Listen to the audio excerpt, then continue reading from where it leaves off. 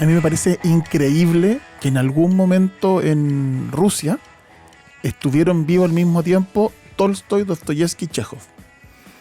Es como... El siglo de oro de Pericles. Impresionante, claro. O sea, las tres, tal vez los más grandes escritores de la literatura rusa y por lo tanto de la literatura universal. Claro, Dostoyevsky es mayor, Tolstoy después, y Chekhov tenía 20 años cuando muere Dostoyevsky, pero igual estuvieron vivos, por ahí tenía Chekhov, pero estuvieron vivos en algún momento los tres al mismo tiempo. Sí, es muy impresionante. Primer Párrafo, el podcast de libros de Matías Claro y Costas Zafiropoulos de Truman Libreros. Amigas y amigos, bienvenidos a un nuevo capítulo de Primer Párrafo. Hoy vamos a hablar de un clásico que nos gusta mucho, somos fans de este señor, que es Anton Chekhov. Es tal vez uno de los mejores cuentistas de la historia y punto. Yo creo que es el mejor. O sea, de verdad, además es el primero. Claro. Eso es lo más importante. Sí.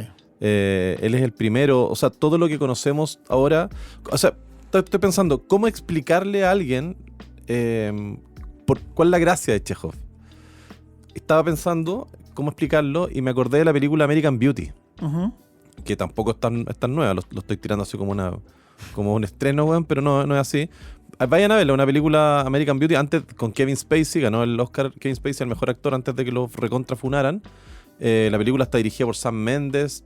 Es una película, Annette Bening también postuló al Oscar.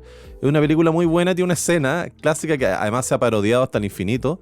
Por ejemplo, en Padre de Familia, donde el hijo del protagonista se pone a filmar un día cualquier cosa en la calle y logra captar una bolsa plástica que se empieza a mover en el aire, producto del viento, de una corriente del viento, y parece como que la bolsa de plástico danzara en el aire. Y una bolsa de plástico de una basura, en el fondo. Exactamente. Entonces es como la basura, esta bolsa, somos los seres humanos, ¿cachai?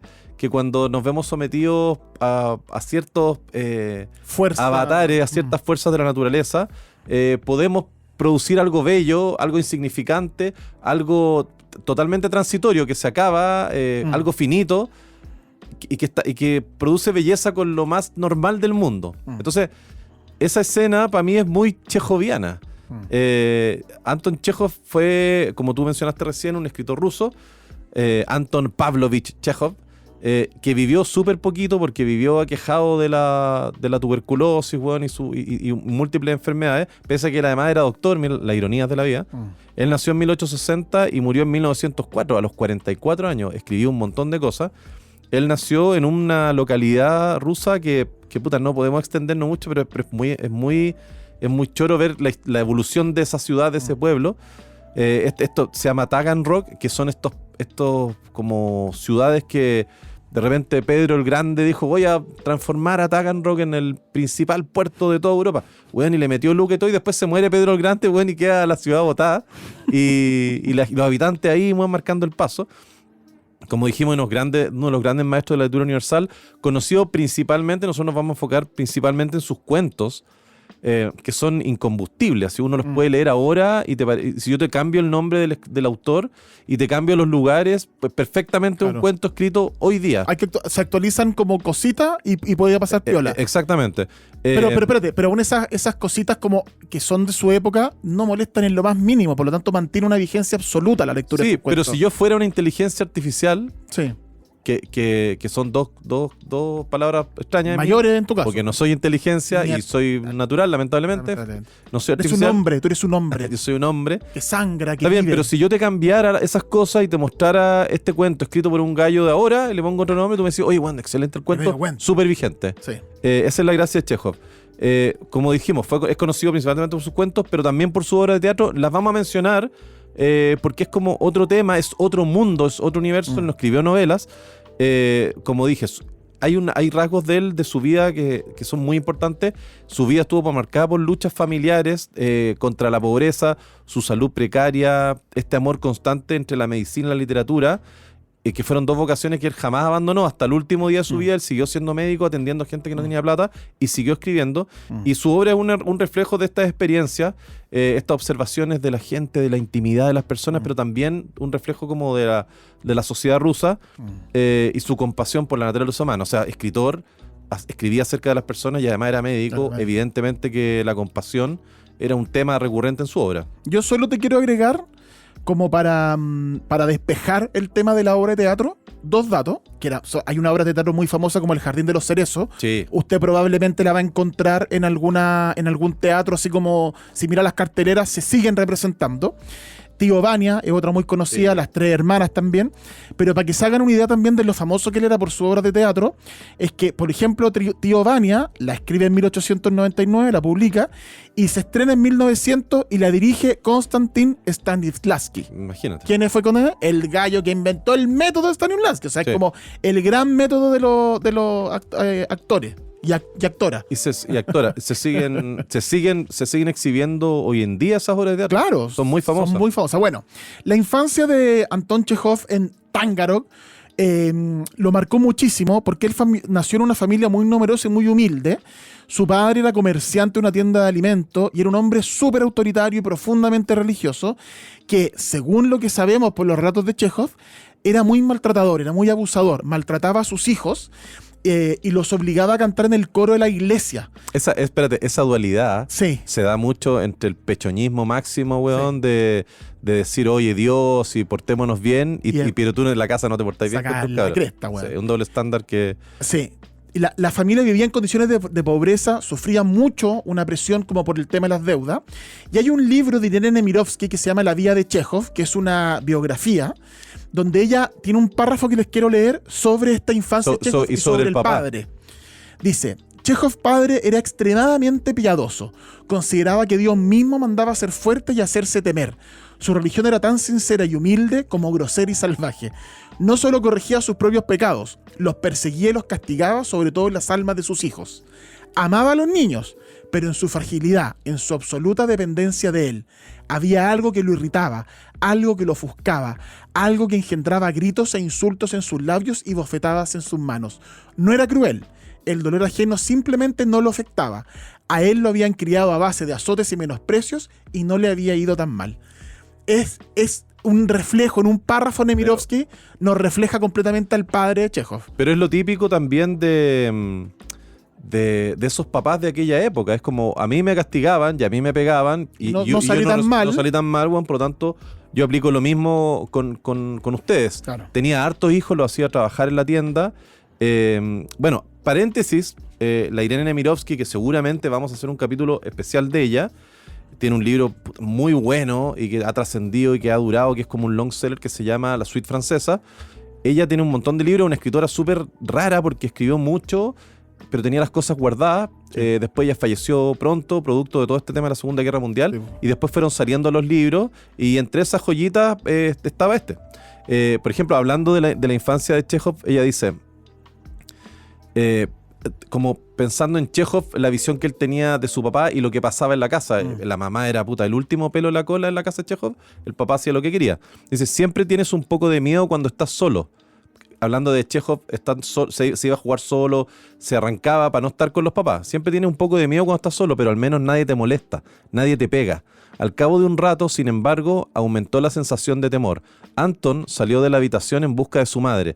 La frágil mujer estaba descompuesta, lloraba y se quejaba a voces de su marido y de su vida. Allí nadie la escuchaba, clamaba en el desierto. Todos se habían acostumbrado a sus lágrimas. Imagínate, pues, weón. Y esa, lo que le pasaba a Chejov le pasa a un montón de niños en el mundo, en nuestro país, sigue pasando hasta el día de hoy. Producto de papás imbéciles, weón, que no están preparados para tener hijos y que al final terminan siendo súper crueles. Como les comentábamos, este ambiente familiar difícil marcó a Chejov desde el comienzo y lo hizo como particularmente sensible a las penurias de la gente como humilde, de lo que tenía el trabajo infantil era una cuestión, bueno, moneda corriente, era algo de todos los días. Por ejemplo, en su cuento Vanka de 1886 habla de se refleja esta compasión hacia los niños oprimidos, ¿cachai? Critica la brutalidad de los papás de repente y de los jefes, pues los cabros chicos trabajaban. Sí, en este cuento como que habla un poquito de la desesperación de un niño huérfano y abusado, que era lo que a él le pasaba más o menos cuando era chico. Entonces, el tema de la bancarrota familiar les afectó un montón. Esta inminencia de la bancarrota familiar, porque el papá además les transfería todo el estrés de, bueno, nos vamos a ir a la quiebra, no vamos a tener plata, hay que trabajar, todos tienen que salir. Entonces imagínate un niño chico que no le corresponde estar preocupado de eso, vivir preocupado de tratar de trabajar en el negocio para ahorrar plata, para que no se fueran, para que no perdieran lo que tenían. Finalmente lo terminaron perdiendo. En ese sentido ahí hay una conexión con Dickens y con la historia de Dickens, y que curiosamente, como abrimos este capítulo hablando de que vivieron juntos esas 3 estrellas, bueno, Dickens también es contemporáneo en Inglaterra. Sí. Entonces hay una conexión de Dickens con Chekhov en esa sensibilidad ante el abuso del que son víctimas los niños y las niñas en esa edad, digamos, cuando eres cabro chico y vulnerable. Sí, es que estaban pasando ese tipo de cosas en el mundo. Claro. Por lo tanto, los intelectuales reaccionaron de formas parecidas. Claro. Bueno, se van a la quiebra al final, papá se va a la cresta y todo, y Chekhov termina yéndose a los 16 años. Su papá finalmente, después de muchas amenazas, se declara en bancarrota y la familia se va a Moscú. Imagínate, hasta los 16 años escuchando la misma cantinela de que nos vamos a ir a la quiebra, que estamos mal, nunca estáis bien, Y al final, pasó eso, se van a Moscú, pero Chekhov se quedó un ratito en Taganrog para completar su estudio mientras sostenía a la familia, con trabajos menores. Y él después se fue a Moscú a estudiar medicina. Se mudó a Moscú, empezó a estudiar la Facultad de Medicina de la Universidad de Moscú, y esa cuestión fue como definitoria, porque además le permitió 2 cosas. Uno, sostener a su familia, tener una pega como buena, ¿me entendís? Que era como súper bien vista y además súper bien remunerada, por lo tanto le dio la tranquilidad para poder hacer pegas gratis, porque él hacía muchas pegas gratis, y además para poder escribir, que es lo que nosotros agradecemos para el resto de los días. Bueno, de hecho, en esos años universitarios, Chekhov escribe relatos humorísticos y breves. Eso es súper interesante. Súper interesante, que los publique en revistas para ganar plata. O sea, él gana la pega part-time que hacía. Claro. Era escribir cuentos humorísticos para revistas y con eso mantenía a su familia. Son relatos cómicos, pero esos relatos cómicos, como estaban pensados para revistas humorísticas y había que ganar plata, eran cortitos, eran concisos, eran súper rápidos y tenía la habilidad para captar como el absurdo de la vida cotidiana. Sí. Si él tenía la capacidad para, igual que la bolsa de American Beauty, detectar esa belleza o esa delicadeza en algo muy mundano, eso mismo lo hace también en el sentido del humor, en cosas muy cotidianas. Porque es parte de la naturaleza humana. Justamente, o sea, cuando tú tenías el radar afinado para detectar esos detallitos, los detectáis, pues sean graciosos, sean tristes, sean alegres. Sí, pero al final tenía un gallo que solo vivió 44 años y que escribió muchísimo en ese tiempo, pero además tuvo distintas etapas. O sea, en esta etapa todavía uno podría decir que le quedaba algo de inocencia, Sí. A ese niño que había sido abusado, que había sido maltratado por sus papás, qué sé yo. Y todavía le queda algo de humor, pero él después vamos a ver que tuvo otras experiencias. Sí, que lo sacaron de ahí. Lo fueron endureciendo y dijo, puta, ya, ricos los relatos de humor entretenidos, pero en realidad yo para aportar a la humanidad tengo que escribir esto otro. Bueno, de hecho ese humor era una vía de escape en esos textos. Sí. Y hacía esta crítica de la sociedad, hacía esta observación crítica de las desigualdades, pero era una vía de escape. Sí.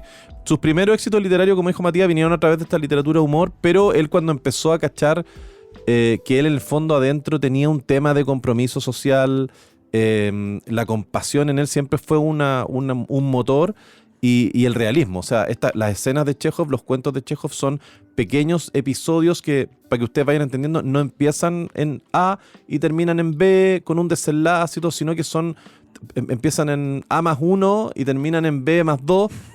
Están interrumpidos, me refiero. No empiezan con el principio, no empiezan al final. Es como si alguien viniera y sin que nadie se dé cuenta tomara una foto de un momento determinado, y que de repente no es concluyente, de repente no tiene una moraleja, es solamente una instantánea de un momento, y esa influencia sigue hasta el día de hoy. Eso es muy moderno. Muy moderno, él como el padre de la modernidad. Del cuento moderno. Sentido. Vamos a ver más adelante cómo influyó a los grandes autores de cuentos, porque eso que tú describes es lo que hace Chekhov tan vigente. Tan especial. Sí, tan especial. Tan importante. Su cuento, por ejemplo, La tristeza, de 1886, se centra en un cochero que era un puta weón que le iba mal la pasada. Bueno, en Rusia, cómo no, ¿cachai? Todo es como tragedia. Y el cochero busca todo el cuento a alguien que escuche su dolor, que que alguien que ¿me entiendes? Como esas personas desconocidas de la sociedad que no tienen respuesta, que tocan la puerta, que no... Un poquito kafkiano, pero en este caso más realista, no tan mágico.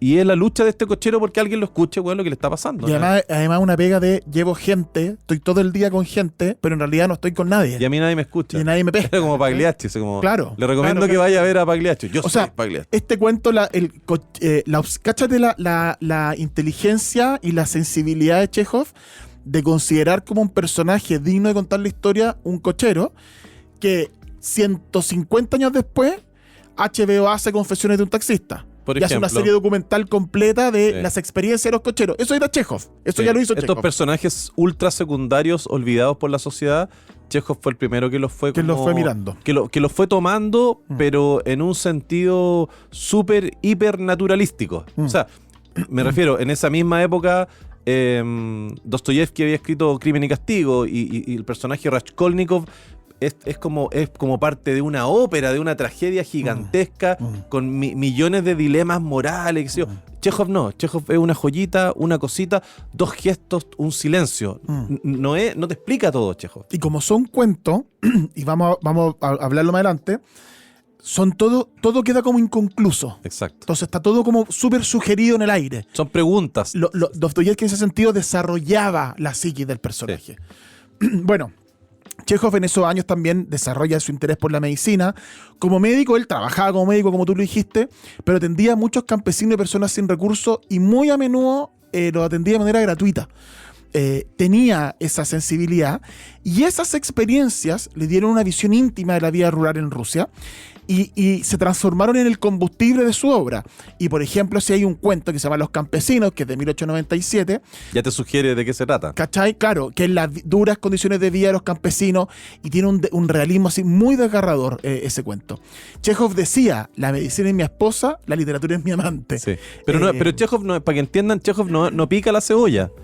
Su objetivo no es hacerte llorar o que te dé pena o que te dé lástima a un personaje. Es exponerlo tal cual como está. Claro. Esto voy a escribir esta realidad. Esto es. Nada más. Que muchos no la veían. Sí. O la ignoraban, ¿cachai?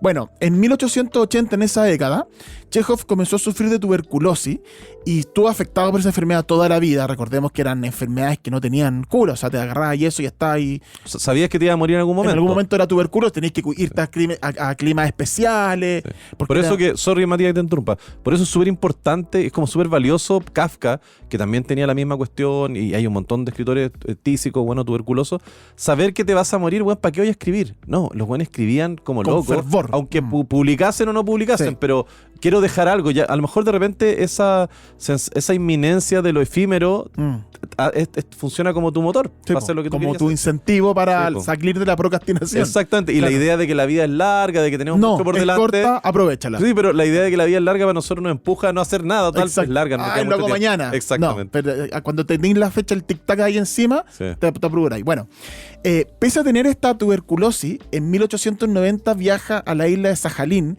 que es una colonia penal en el lejano oeste de Rusia, con el objetivo de documentar las condiciones de vida de los prisioneros y los colonos.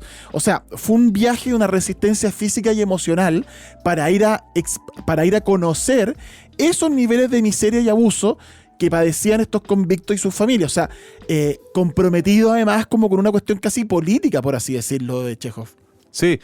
Esa experiencia obviamente lo llevó a escribir, porque él fue para ver cómo estaba la cosa, claro. Pero además para escribir, y escribió este texto que se llama La isla de Sajalín, de 1895, que ojo que es una obra de no ficción que critica este sistema penal ruso y se pone del lado en el fondo de los presos y las condiciones paupérrimas en las que vivían. Entonces uno dice, bueno, Truman Capote a sangre fría, bueno, pero Chekhov ya estaba escribiendo cosas. Lo hizo en 1890. Ya estaba escribiendo cosas de no ficción, lo que era súper visionario y además súper arriesgado para la época, porque en esa época eran novelas de aventura, novelas epopéicas, lo que habíamos hablado de los folletines, ¿cachai? La novela por entrega. Y Chekhov dice, no, yo voy a escribir acerca de lo que está pasando. Aparte que políticamente era bien peludo ir a denunciar una cuestión contra el gobierno. Esa visita a Sajalín... Contra el zar. Sí, en esa época ya... Bueno, el zar era harto menos peligroso que Stalin, pues, weón. Bueno, no se sabía, digamos. Claro. Después... Sí, no había en redes sociales. Confiemos en este gallo mejor. Este gallo, Stalin. Sí, cosa Stalin me tinca. No creo que mate tanta gente. Joseph. Oye, bueno, esta experiencia en esta colonia penal, evidentemente que como a muchos otros creadores, artistas, directores de cine, etcétera, lo hemos comentado en otros capítulos, le cambió su modo de ver las cosas y su tono para escribir se puso un poquito más sombrío, más realista. Por ejemplo, tiene un cuento que se llama La Sala número 6 de 1892, que describe como la vida de un hospital psiquiátrico y versus la indiferencia de los demás, los que no están internados, los que no están locos, la indiferencia a este sufrimiento, porque en el fondo estos gallos están locos, tienen demencia, weón, puta, son como cosas. Y no es así, o sea, tú después veí la película de Jack Nicholson de... Atrapado sin salida, ¿cachai?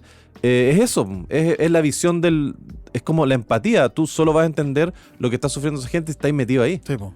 Bueno, y ahí la gracia también como del arte, de que te permite, y lo que intentaba hacer Chekhov, quiero lograr que alguien más se emocione con esto, voy a escribir de estos personajes. Quiero mover a la gente. Quiero conmover, claro. ¿Qué es lo que, no sé, la Teletón? Claro, justamente, una narrativa. ¿Cómo lo hago para que tú entiendas que vivir así es muy difícil y que estos niños necesitan ayuda? Te muestro la realidad de estos niños, claro, los videos. Sí, que uno de repente los critica y dice, ya, don Francisco y la weá. Pero es que es necesario para mover a la gente. Justamente. Bueno, Chekhov, más allá de ser un hombre reservado y solitario, producto de esta sensibilidad, tuvo sí varios pinches, varias relaciones amorosas. Su romance más conocido fue con una actriz que se llama Olga Knipper y que la conoció... ¿Olga Pezón? Olga Knipper. Ah, ya, sorry, te entendí mal. A quien conoció mientras trabajaba en el Teatro de Arte de Moscú. Fue un matrimonio breve debido a su enfermedad, pero en ese periodo él escribió algunos de sus cuentos más famosos como La Dama del Perrito, de 1899, que habla sobre el amor prohibido y sobre las complejidades de las relaciones humanas. Vamos a hablar más en detalle de este cuento porque es un cuento precioso. Y es uno de los cuentos más famosos de Chekhov también. Sí, es como una experiencia amorosa puede ser a la vez hermosa y dolorosa. Todos lo hemos experimentado. Yo he experimentado solamente cosas lindas. Nunca dolor. En mi experiencia amorosa. Sí. Hey. Sí. No, Mati. Ni siquiera lo pienses. Ya te dije ya que nunca cruzaremos sables. Ya lo dije en otro capítulo. Córtala con tu insinuación. Bueno, La Dama del Perrito. Este podcast lo escuchan niños. No he dicho nada. Yo entonces estuve ayer dando una charla. Les mando un saludo a todos los alumnos y exalumnos del Colegio San Luis de Antofagasta. Amigos míos, estuve dando una charla para los niños de quinto básico. No estuve con Matías porque no habían fondos para poder trasladarlo y había fondos para trasladarlo, pero no para alimentarlo. No había viático para alimentación para Matías, no alcanzaba. Y 70 niños. La mitad estaba muy entretenido con lo que dije, traté de hacer lo más breve posible. Un cuarto de los niños estaba conversando entre ellos, incluido mi hijo, y un cuarto de los niños estaba totalmente dormido. Unas butacas muy cómodas del aula magna de San Luis. Y nos reímos. Y me preguntaron, me empezaron a hacer preguntas en la mitad de la exposición. Impertinente los niños, no voy más. No, simpático. Y preguntaban qué podcast, qué capítulo nos recomienda para escuchar. Y después de estas cosas que tú dices, Matías, de la degeneración que reina en tu mente, yo no podría recomendar ninguno. No, pero Chekhov no es un capítulo para niños. No. El Principito, vayan al Principito. Debe haber dicho alguna barbaridad. Roald Dahl, vaya, pero... No, les recomendé el de Roald Dahl porque están haciendo además un podcast basado en libros que están leyendo de Roald Dahl. Bueno, La Dama del Perrito muestra cómo Chekhov comprendía el amor como una experiencia humana que puede ser hermosa y dolorosa, como tú decías. Sí. Ahora, esta vida de Chekhov tuvo su último año en Crimea, que está de moda por Putin ahora, de nuevo. Anexión. A medida que su salud empeoraba, Chekhov se trasladó entonces a Yalta, en Crimea, buscando este clima cálido, que es lo que hablábamos nosotros respecto a la tuberculosis. ¿Qué le pasó a Stevenson también? Claro, le pasó a muchos otros más. Claro, a Richard Stevenson, a Robert Louis Stevenson, que el capítulo que lo hablamos de él. Siguió escribiendo, siguió recibiendo visitas, pero estaba cada vez más alejado, más solo, más limitado. Ahí escribió Yonich, en 1898, que es una historia sobre un médico que después de años de rutina y desilusión se transforma en una persona amarga y apática. Conozco varios amargos y apáticos. Pero yo no soy médico. La historia de este médico refleja de alguna manera su propia lucha con la enfermedad y su propia frustración de no poder vivir plenamente como lo hacía antes. Es bien en ese sentido autobiográfico lo de Chekhov. A mí me encantaría poder vivir como vivía en los 20. Sí, obvio. Poder agacharme a abrochar zapatos y no tener que comprar zapatillas. Dolor de rodilla. Slip-in. Sí, con velcro. Tengo que usar mocasines ahora. A mí, lo hablábamos en otra ocasión, no me acuerdo si fue en este capítulo, pero no poder comerme un chocolate en la noche sin tener acidez es un karma. Ahora, la falacia de tu frase es que jamás te comiste solo un chocolate en la noche. Bueno, pero antes me comía 10 trencitos y no me pasaba nada. Ahora pruebo un cuadrito y cagué. Chocolate amargo, 80% cacao, igual me cae mal. El reflujo, compadre, en la noche te lo encargo. Parecía lo que dice del Tatio. Oye, bueno, sus últimas obras teatrales, El Jardín de los Cerezos, de 1904... ya son un poquito más melancólicas, reflejan esta cosa como de los últimos años, esta como conciencia de que su vida iba a llegar a su fin en algún momento de la finitud que estaba determinada por su enfermedad. Pero también como él siempre tuvo como una cosa como de crítica a la sociedad rusa, y El Jardín de los Cerezos también simboliza como esta decadencia de la vieja Rusia de los zares, y la inevitabilidad del cambio, y que se venía por el cambio político. Imagínate los cambios que se estaban fraguando en ese tiempo en Rusia. El gallo fue capaz de detectar eso.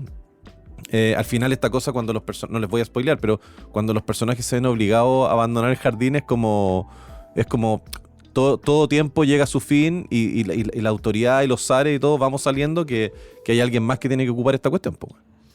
La muerte de Chekhov fue una muerte bien triste, porque primero muere muy joven, a los 44 años, muere en Alemania. Se había ido a Baden-Württemberg, en Alemania, para recibir tratamiento. Baden-Württemberg. Baden-Württemberg. Hay que decirlo como, si no lo va a decir como un alemán, como un fanático nazi, de Bastardos sin Gloria, no lo digan. Baden-Württemberg. Bueno, y se encontraba ahí recibiendo tratamiento. Tuvo una muerte, se ha descrito que tuvo una muerte tranquila, muy acorde a su carácter reservado, que como último deseo antes de despedirse pidió una copa de champán, y fue enterrado en Moscú. Y este legado de ser uno de los escritores más humanos y más observadores de la naturaleza humana perdura tanto, de hecho, que hay un cuento famoso hablando de la muerte de Chekhov, que se llama Tres Rosas Amarillas, que es de tal vez uno de sus mejores discípulos, mejores copycat, que es Raymond Carver, que en 1987 publica este cuento en la New Yorker, que se llama Tres Rosas Amarillas, y que se trata de un relato sobre la muerte de Chekhov, y que es muy bonito, muy delicado, y que habla un poco de la vida de Chekhov y de este gran escritor, que también vivió un poco a la sombra de Tolstoy. Más allá de la fama que tenía, vivió un poco a la sombra de Tolstoy, y Carver se identificaba un poco con eso. Y ambos eran genios del cuento, ambos les costó un poquitito ahí como instalarse, ambos a la sombra de otros autores. Carver eso lo padeció muchísimo. La diferencia está en que o sea, si tú me preguntas de mí, Chekhov es muy importante tanto como Dostoyevsky. Alguien a lo mejor podría opinar distinto, pero Dostoyevsky en el fondo iba a la segura en su tiempo. Dostoyevsky escribía, obviamente con mucho talento y con un aporte tremendo a la literatura universal, pero era como mainstream. Chekhov estaba haciendo cosas que todavía no existían. Él fue el que creó todo esto. Entonces, después cuando Raymond Carver escribía, ya había muchos cuentistas como de esa época. Raymond Carver era un escritor monumental, tremendo, que vamos a hacer un programa especial de él, que escribió, no sé, Catedral, Quiere hacer el favor de callarte, por favor, que fue cuentista él. Incluso también hay no una polémica, pero hay como una especie de mitología en torno a Raymond Carver, que también falleció, de que ese estilo ultra minimalista, muy chejoviano, también estaba dado por las intervenciones que hacía su editor de la obra de Carver. Hay un libro de cuentos que se llama Catedral, que es la que publicó Carver, y después se publicó el libro Catedral como el original, sin las modificaciones que le hizo el editor. Entonces es para entender bien también la labor de los editores en los escritores. Entonces Carver hizo un homenaje a la muerte de Chekhov en este cuento. En ese cuento, y ese editor se llamaba Gordon Leach, que fue el editor de Carver. Y hay que también mencionar, o sea, que como argumento lo que tú estás diciendo respecto a hacer algo distinto y hacer como novedoso de lo que hacía Chekhov, que recién en el 2013 se le dio el Premio Nobel de Literatura a una autora, en este caso, que solo escribió cuentos, que fue conocida como la Chekhov canadiense, que fue Alice Munro. O sea, imagínate que recién en el 2013 el cuento fue reconocido con el Premio Nobel de Literatura. Siempre eran novelistas, que también habían escrito cuentos, pero que eran novelistas, que tenían otras cosas. Pero también tiene que ver con mirar un poquito menos la disciplina del cuento, como que es más cortito, es más fácil, y es más difícil escribir grandes novelas. A lo mejor el primer Nobel de un cuentista Podría haber sido Borges si no viene a juntarse con Pinochet, bueno, se le hubieran dado el premio. Pero bien, citando a Borges también, es mucho más difícil de repente escribir un buen cuento que una buena novela. Uno en la novela tiene recursos tiene como la carrocería del auto armada, tenéis diálogos, tenéis descripciones de paisajes. En el cuento uno tiene que ir es puro guayú. Sí, es puro Kobe, es una carne Angus, así que tiene que ir al hueso. Justamente en la novela tú tienes páginas donde puedes tener grasita. Sí. Y a lo mejor te perdiste un poquito. El cuento tiene que ser preciso, un flechazo el cuento. Sí, vamos a hacer un capítulo un día de grandes cuentistas y vamos a citar algunos fragmentos de sus cuentos, O. Henry, Borges, la Catherine Mansfield, Flannery O'Connor. Hay un montón de cuentistas, vamos a hacer un capítulo especial. Borges decía, ¿para qué voy a gastar 400 páginas en decir lo que puedo decir en 20 o en 30? Así que bueno, esa fue la muerte de Chekhov, bueno, en términos de su homenaje además de algunos autores contemporáneos. Exacto. Bueno, la gracia además de Chekhov, que pasa con todos los escritores, pero en este caso específicamente, es que sus cuentos y su obra de teatro son un reflejo de los temas que a él siempre le interesaron y los temas que él siempre experimentó. Este tema de la soledad, la fragilidad humana, la rutina, la frustración. Por eso yo hacía el paralelo recién entre Chekhov y Kafka, pese a que Kafka tiene componentes de realismo mágico, podría decirse, aunque no se inventaba, lo inventó él. Chekhov es mucho más naturalista, es mucho más realista, pero hay muchos cuentos que tienen que ver con la rutina, con la frustración de hacer lo mismo siempre, porque la experimentó él también en carne propia. El realismo, la compasión influyeron mucho en la narrativa de él y sentaron las bases para lo que nosotros conocemos hoy día como el cuento psicológico, que antes de Chekhov no existía. No existía, justamente. Para captar estos matices de la vida humana, de la mamá cocinando, cortando las verduras, viene el papá y le dice una pesadez, la mamá sigue y después tiene que atender al hijo. Esos pequeños episodios, hay un libro de Raymond Carver volviendo que se llama Shortcuts, que son como pequeños cortes, por así decirlo, y es muy chejoviano eso. Sí, justamente. Bueno, mencionamos por ahí Irene Nemirovsky con la vida de Chekhov, con esa biografía. Vean ese libro también, es bien interesante, y lean por supuesto a Nemirovsky, y todos estos libros que mencionamos están en Truman Librero, Pumanque y Antofagasta. Pero por supuesto. Los pueden encontrar ahí. Bueno, Chekhov revolucionó el género del cuento al apartarse de estas estructuras narrativas tradicionales que todos han mencionado, y al explorar este estilo sutil y realista centrado en los personajes, en los detalles cotidianos, en la vida común, específicamente en la sociedad rusa, pero que son universales. Le dio una nueva profundidad al relato corto y una nueva resonancia emocional. Ahora, ¿qué tiene específicamente la obra de Chekhov que es muy característica y que la sigues y que la hace que valga mucho la pena seguir leyéndola? Sí, profundizando un poco lo que mencionaba antes, tiene esta cosa como de la estructura abierta. Chekhov escribió cuentos como de distintas formas, con distintos personajes, y tiene esta cosa como de subjetividad realista, y yo te diría como hiperrealista.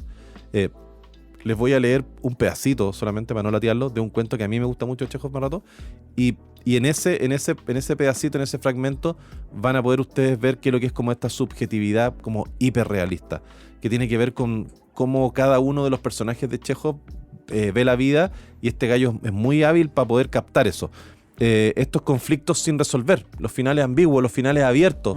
En los cuentos de Chekhov no hay un final donde todos se dan la mano o son felices o se enojan. Siempre hay un final abierto y tú quieres saber qué pasó después de esta weá. A mí me pasa cuando leo Chekhov, es como, bueno, pero ¿qué viene después? En algún momento hablamos, a propósito de Herman Melville, a propósito de Bartleby el escribiente, me parece que, no me acuerdo si tú o yo, creo que yo comenté de que lo que nos gustaba muchísimo de Melville, por ejemplo, y que me gusta mucho de Chekhov también, es que en qué momento de la vida del personaje el narrador decide meterse y decide contárnosla.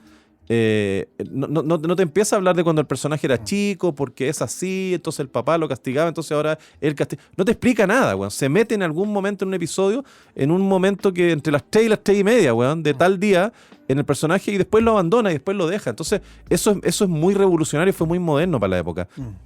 La falta de moraleja, tú mencionábamos en el capítulo de Alicia en el País de las Maravillas, el tema de las fábulas, de que todo tiene que tener moraleja, todo tiene que tener una lección. O sea, Raskolnikov en Crimen y Castigo, la culpa, está el tema, el gallo va preso, weón, paga su deuda con la... Acá no, Chekhov no pasa eso. No hay una moraleja explícita. Hay descripción nomás. Exactamente. Lo único que hace Chekhov es como describir una serie de eventos dramáticos, ¿cachai? Y fluir, ¿cachai? En momentos de insatisfacción, los conflictos quedan en suspenso, no se resuelven las cosas. Y eso permite que el lector como que se siente identificado, participe como activamente en la historia, también hablando de otro tema que hemos hablado en otra oportunidad, que es el lector que llena los silencios, el lector que tiene una pega. Los grandes escritores le dan pega al lector. No es un producto envasado que tú disfrutáis, bueno, y después lo desecháis. El lector con Chekhov, así como los grandes autores, tiene pega de llenar lo que no se dice, de completar los silencios. Todo lo que Chekhov deja implícito es mi labor ir a ver qué pasó, imaginarme eventuales finales, ¿cachai? Posibles finales. Bueno, para todo eso, para lograr ese efecto, un rasgo innovador que tuvo Chekhov en su obra fue este enfoque psicológico, que ya lo había planteado Dostoyevsky en la novela, y que Chekhov de alguna manera también recoge, pero lo desarrolla con más destilado aún, porque lo lleva en los cuentos, que es mucho más breve y mucha menos cantidad de líneas, caracteres para explicar. Es un Twitter versus una página entera. Entonces, eso es el gran logro de Chekhov, y ese es el centro de la historia. La historia está en la mente, en los sentimientos de los personajes, sin ser explícito. Eso es súper importante. La trama, la acción a veces pasa a segundo plano porque los protagonistas son estas emociones internas, pero que de nuevo no están descritas, están en gestos mínimos, en silencio. Hay una economía narrativa súper profunda que es muy moderna, es propia de la literatura moderna. Eso lo anticipó Chekhov. Y a través del cuento es doblemente moderno en ese sentido. El cuento podía ser, y lo demostró Chekhov, podía ser una vía para explorar la complejidad humana sin grandes desarrollos, sin grandes explicaciones, sin grande verborrea. Una foto. Él lo podía lograr en muy pocas páginas. Ese estilo minimalista y contenido ha sido una influencia tremenda. Ya lo hemos adelantado en algunos nombres, Carver, Munro, pero lo vamos a ver un poquito más. Por ejemplo, Katherine Mansfield, ¿cachai? La escritora neozelandesa. O sea, veamos de hecho. Sí, es súper chejoviana en sus cuentos. Sus cuentos siempre están centrados en estos como momentos fugaces, emociones sutiles. Lo sutil, el silencio, lo que no se dice en Chekhov es súper importante. Obviamente que ella compartía el interés que tiene Chekhov en los detalles cotidianos, esta introspección emocional. Hay un cuento de ella que es muy bueno que se llama The Garden Party, que es como muy chejoviano, esta atmósfera como muy humana, como de instantáneas prácticamente, como de Polaroid de la vida. Katherine Mansfield lo llevó como también a otro nivel inspirado en Chekhov. Raymond Carver, que lo mencionamos. Sí. Raymond Carver él es considerado, llamado, una etiqueta que le puso la prensa como realismo sucio.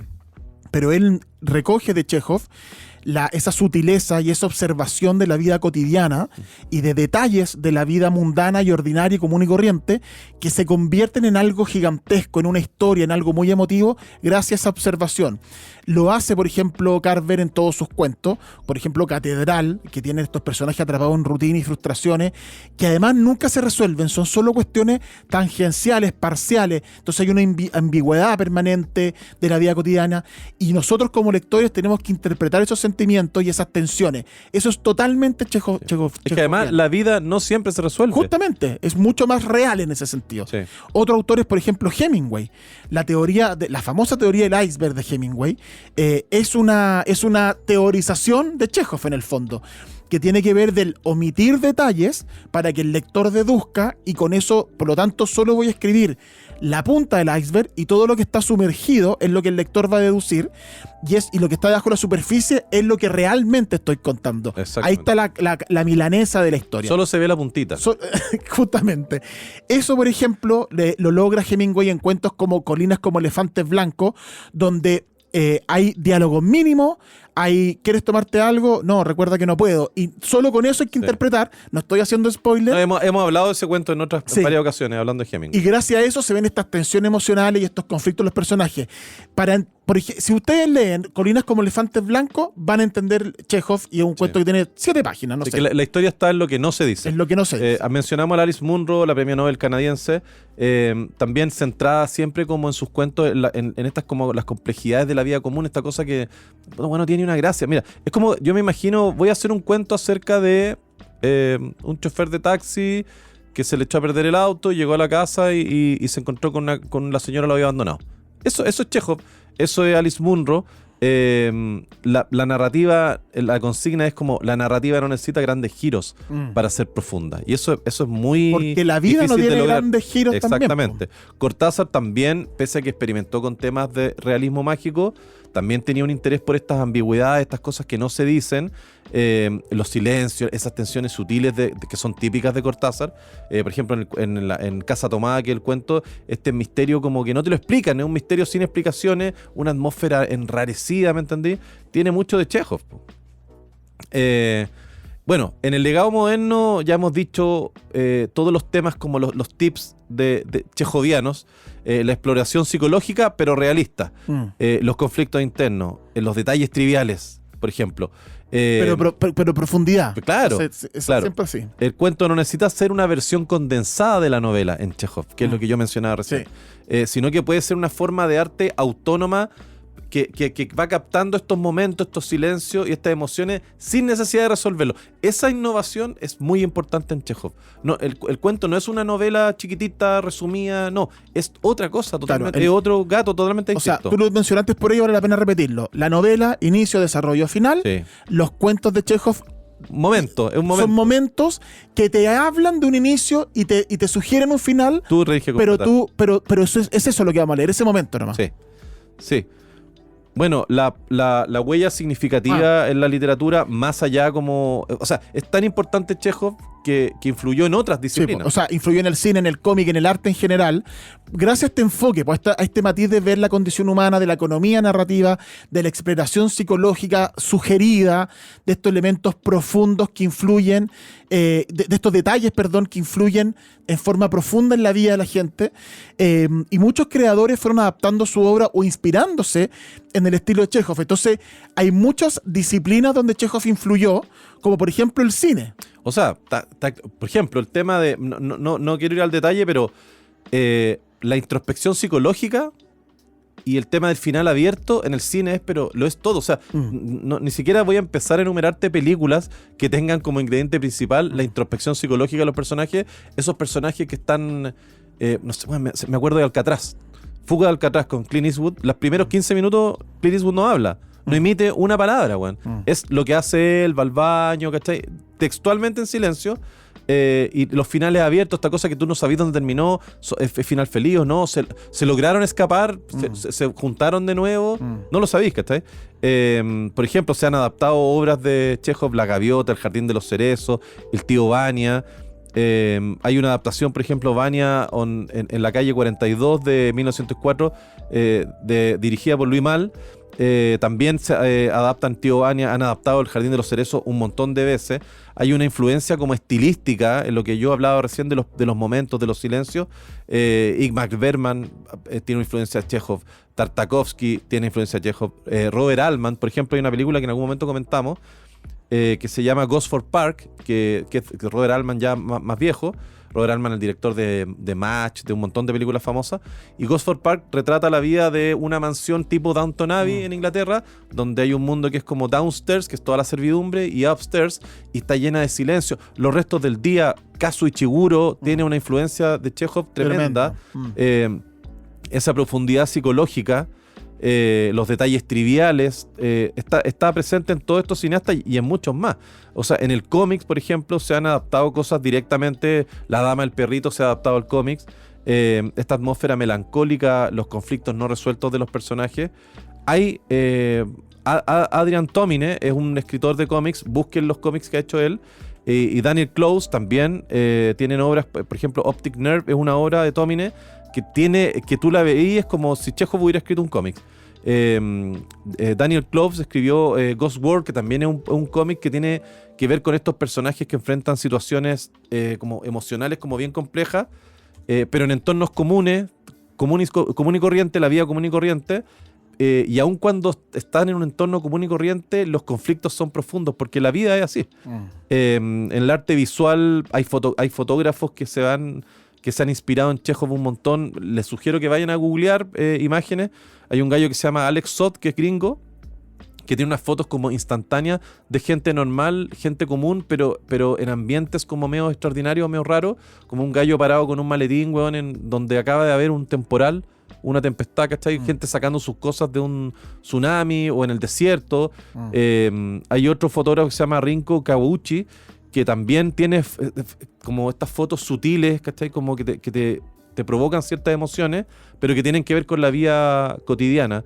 Hay una serie de fotos de Alex Sott que se llama Sleeping by the Mississippi, y de Kawauchi que tiene fotos de la vida cotidiana en una serie de fotos que se llama Illuminance. Vayan a buscarlas porque además son bien bonitas y es para entender un poco como la onda chejoviana. Están las famosas casos que ha sido como bien popular estos últimos años de Vivian Maier. Exacto. La fotógrafa que era totalmente amateur, digamos, no había publicado o había publicado muy poco su trabajo. La niñera, que se descubrieron su rollo fotográfico y que se hizo un documental en HBO bien bonito, Vivian Maier, y que es eso, son fotos domésticas, cotidianas, del día a día. Un niño tomando un helado con la mamá de la mano, sí.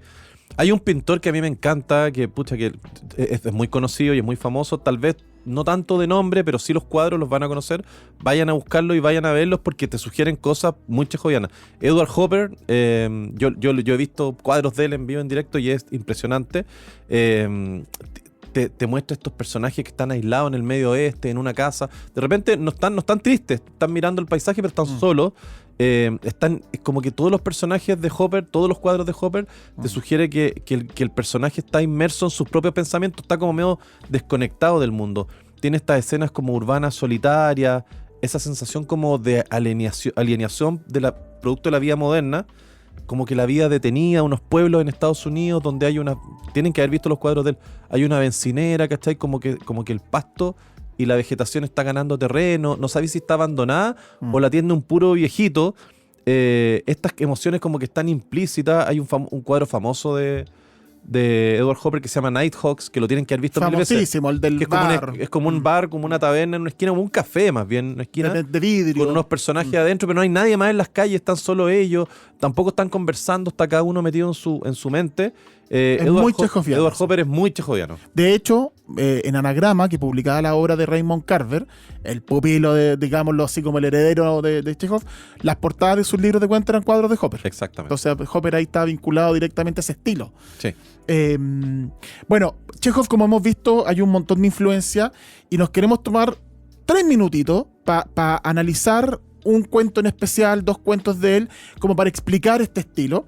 Tal vez su cuento más famoso es La Dama del Perrito, que es una historia donde un hombre que es banquero, lo publicó en diciembre de 1899, y es un banquero ruso que tiene un matrimonio que él habla muy mal. El cuento es bien raro en ese sentido porque el personaje habla muy mal de su esposa, habla muy mal de las mujeres, es como esa raza, así como bien desagradable al principio. Y él tiene como una actitud así como media soberbia incluso, y se va de vacaciones a un balneario en Yalta, está aburrido, no hay nadie, y ve a una mujer nueva, joven, que anda con un perrito, un lulú blanco, dice, y el tipo como que la conoce, conversa y tiene un absoluto remesón amoroso, se enamora como nunca se había enamorado y lo asusta mucho porque él está casado, porque ella está casada, porque él como que intenta algo pero no sabe si ella va a responderle a su avance. Eso era bien como rupturista para la época. Súper. Hablar de amantes que como algo natural también era como bien innovador. Y hablar de una relación como súper prohibida además, con la delicadeza del tema. O sea, hay un diálogo en donde cuando ellos están como que se dan un beso y ella dice, soy una mujer ruin, soy mala, me desprecio. La culpa de ella, ¿cachai? Pero al final logran y empiezan como a desarrollar una relación. Se acaba el verano, ella se tiene que devolver urgente a su ciudad, a su casa, y él vive en otro lado, y él vuelve y no puede olvidarla. Este amor de verano que permanece, no puede olvidarla, se empieza a frustrar y decide buscarla. Hace un viaje, la persigue, y logran algo. Hay un momento donde comen sandía también, que es como bien importante, y el final del cuento te lo quiero leer. Dice esto, mira. ella está llorando porque en el fondo ambos se dan cuenta que están enamorados, que tienen vidas frustrantes. No se habla mucho de las vidas que tienen, no se habla de los matrimonios que tienen. No importa. Pero ella se pone a llorar cuando se reencuentra con él, se pone a llorar y él le dice... En otro tiempo, en los momentos de tristeza, él se tranquilizaba con todos los argumentos que le venían a la cabeza. Pero ahora ya no valía ningún razonamiento. Sentía una profunda compasión. Quería ser sincero, tierno. Basta ya, querida mía, le decía. Has llorado y ya basta. Hablemos, algo se nos ocurrirá. Después, durante largo rato, estuvieron pensando en voz alta, hablando de cómo librarse de la necesidad de esconderse, mentir, vivir en ciudades distintas, no verse en tanto tiempo, cómo librarse de aquellas insoportables trabas. ¿Cómo? ¿Cómo? Se preguntaba él agarrándose la cabeza con las manos. ¿Cómo? Y parecía que un poco más y encontrarían la solución. Y empezaría entonces una vida nueva, maravillosa. Y para ambos estaba claro que hasta el final faltaba mucho, mucho. Y que lo más complicado y difícil no había hecho más que empezar. Y ese es el fin. O sea, el cuento termina con el futuro. Va a empezar, va a pasar algo. Pero no nos dice qué va a pasar. Que no sabéis si se van a terminar juntando o van a volver con sus maridos, no lo sabes. Entonces es fascinante ese detalle y el cuento es precioso. Léanlo, La dama, el perrito. Hay otro cuento como El beso. El beso también es un cuento famoso de Chekhov que se trata básicamente de un pelotón, un regimiento, una brigada que están súper cansados, llegan a un lugar, se enteran que un ex general los invita a su casa porque era como un protocolo, nadie quería ir, están todos cansados, van y se encuentran con que había una pequeña fiestecita, había unas niñas bastante interesantes, estos militares empezaron a echar un ojo, empezaron a bailar y había uno que es el protagonista del cuento, que no me acuerdo el nombre, Raimovich, algo así. Ryabovich, una cosa así. Claro. Él, que es un poquito nerd, tiene unas patillas de lince. Me encanta esa descripción de Chekhov porque te imaginas el tiro. Un weón que no se usaban las patillas de lince, no era muy bien visto. Y él empieza como a deambular, va a jugar pool con unos gallos. Él te muestra, habla Chekhov de estos gallos jugando pool, paseándose, gritando cosas y hablando ¿cachai? En conexión. Al tiro te muestra esa escena, después se aburre, se va para otro lado y ha mirado un par de veces una niña de lila que le interesa, que es bien bonita, que no sabe si es la hija del anfitrión. Y de repente como que hay un cuarto, un salón que está a oscuras, y él va pasando por ahí y lo agarra una mujer, le dice por fin, y lo besa. Y después como que ella cacha que el tipo que ella estaba esperando no era él, y se separan, y él no sabe quién es, y está toda la noche pensando en quién es. Después se va a su regimiento, a su cuartel, y duerme y todo, y nunca sabe quién es, pero esa experiencia, ese ratito de ese beso... Lo abstrae de todo lo rutina, de todo lo aburrido, se queda pensando en ella, nunca sabe quién es, y el cuento es eso, no es más que eso. O sea, si el lado del perrito es como el susto del amor y como el miedo de cómo realizarlo, el beso es la alegría del momento, absolutamente el relámpago del enamoramiento y nada más. Sí, él se da cuenta de que fue un error, de que no lo querían besar a él porque estaba oscura. La muchacha que no sabemos quién es, nunca sabemos quién es, no lo estaba esperando, él estaba esperando a alguien más, pero ese instante bastó para entusiasmarlo y para enamorarlo. Hay un cuento que a mí me encanta, pero que es demasiado bueno, porque a nadie se le pueden ocurrir estas cosas, que se llama Enemigos. Básicamente se trata de un doctor de pueblo en Rusia, pero un doctor de buena familia, que acaba hace 5 minutos, acaba de morírsele su hijo en el piso de arriba, que el hijo tenía difteria o algo así, esa enfermedad de la Rusia antigua. Y pasan 5 minutos, la mamá está llorando a su hijo en la cama, ha sido una larga enfermedad, el doctor, imagínate, no ha podido curarlo, no ha podido salvarle la vida a su hijo, y hace 5 minutos que ha muerto el hijo y le tocan la puerta al doctor, porque es uno de estos doctores como a domicilio también en aquel tiempo, y un gallo millonario, un abogado millonario, necesita que el doctor vaya a su casa porque a la señora del abogado le acaba de dar una especie de ACV, un ataque, y el doctor se tiene que debatir entre sus obligaciones así como de Hipócrates y el duelo, el luto, la tristeza por la muerte de su hijo que acaba de ocurrir. Espérate, que eso es la escena en Los restos del día de cuando el personaje, el mayordomo, muere el padre en la azotea y él tiene que bajar a atender a los millonarios de los que él es el mayordomo. Exactamente. Es la misma argumento. El caso Ichiguro, Los restos del día. Mira, Chekhov te relata así el ambiente que había como en la casa, en el dormitorio, una vez que se acababa de morir el hijo. Están los dos papás, imagínate. Dice, reinaba allí una quietud mortal. Todo, hasta el último detalle, hablaba elocuentemente de la tempestad recién soportada, del cansancio, y todo reposaba ahora. Una vela colocada sobre el taburete en el compacto montón de frascos, cajas y tarritos, y una gran lámpara encima de la cómoda iluminaban generosamente toda la habitación. En la cama, junto a la ventana, yacía un niño con los ojos abiertos. Todavía no le han cerrado los ojos. Y una expresión sorprendida en el rostro. Lo pilló de sorpresa la muerte el niño. Estaba inmóvil. Parecía, sin embargo, que sus ojos abiertos se tornaban a cada instante más oscuros y más lejanos. Con las manos sobre su cuerpo y escondida la cara en los pliegues de la colcha, la madre estaba de rodillas ante la cama. No se movía, igual que el niño, y sin embargo, cuánto movimiento sentíase en las curvas de su cuerpo y en sus brazos, en los espasmos del dolor. Con la fuerza y el fervor de todo su ser, inclinábase sobre la cama, como temiendo alterar la tranquila y cómoda postura que encontró al fin para su fatigado cuerpo. Las colchas, los trapos, las palanganas, los charcos en el suelo, las cucharitas desparramadas por doquier, la gran botella blanca con agua de cal, el mismo aire pesado y sofocante, todo parecía sosegado y sumergido en la quietud. El doctor se detuvo junto a su mujer, metió las manos en los bolsillos de sus pantalones e inclinando hacia un lado la cabeza, miró a su hijo. Su cara expresaba la indiferencia y solo por algunas gotas del rocío que brillaban en su barba se notaba que había llorado. Cachapo. Imagínate, en ese momento llega un gallo, weón, pidiéndole ayuda como doctor.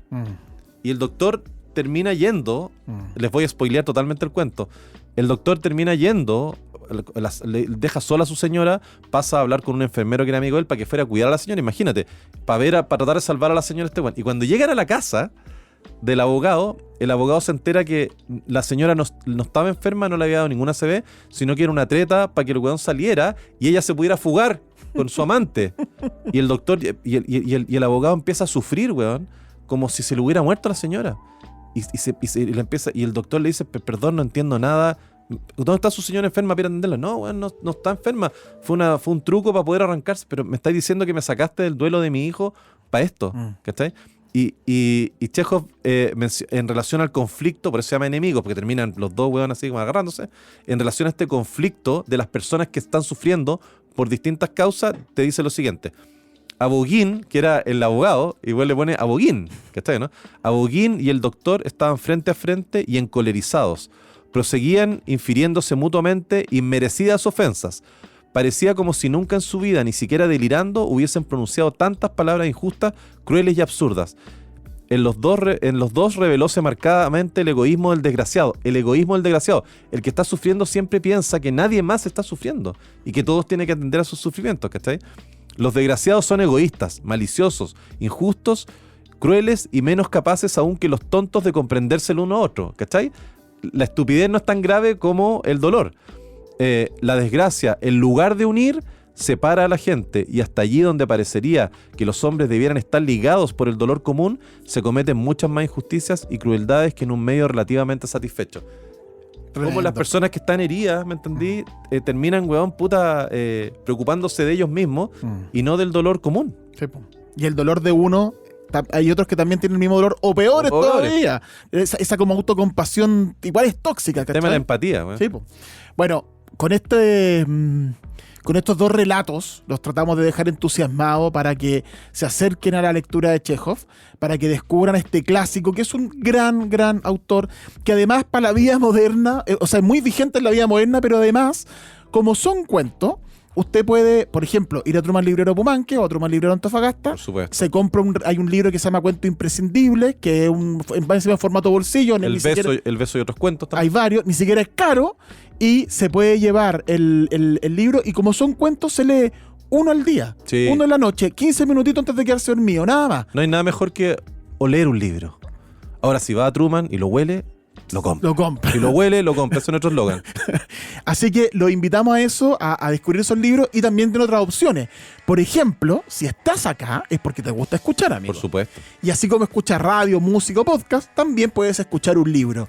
En Storytel accedes a más de 25.000 audiolibros en español por menos de 8.000 pesos al mes. 8.000 pesos lo que me Entra a storytel.com y prepárate para no parar de leer. Amigo, hasta el próximo capítulo. Nos vemos, Chejo. Los invitamos a que lean a Chejo, a que escuchen otros capítulos de Primer Párrafo, a que nos visiten en Truman Librero Pumanque y Antofagasta. Ya queda poquito para salir de vacaciones. Sí. Van a descansar de nosotros. Y van a poder, léanse en verano, Chejo. Exacto. Ya, un abrazo. Chau, chau. Primer Párrafo es un podcast original de Emisor Podcasting. Encuéntralo en emisorpodcasting.com, Spotify, YouTube y donde sea que escuches podcast.